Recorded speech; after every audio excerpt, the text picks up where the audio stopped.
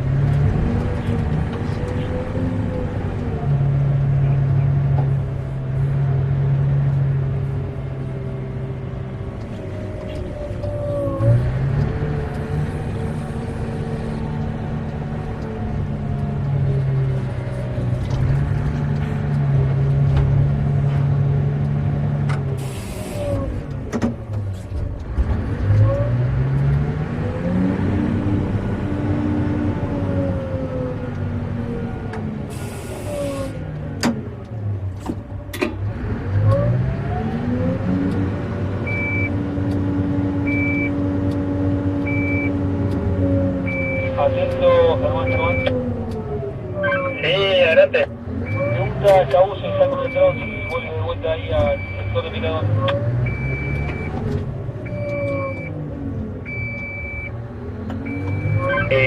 No, va de nuevo a la carga y ahí vamos a pasar para la retro. Bueno, recibido.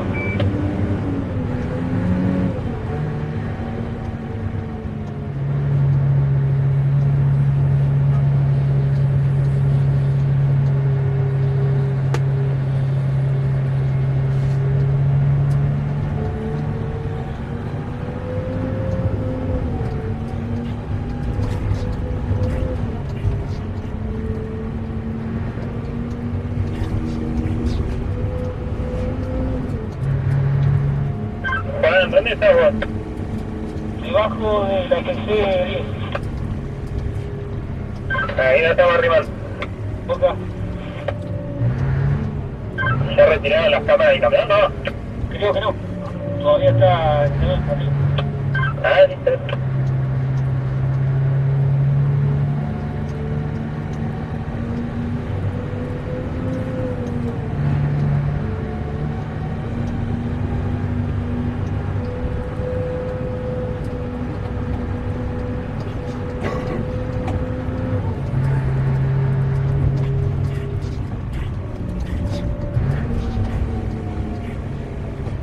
Jimmy, el que tenés ahí que espere, no lo cargues.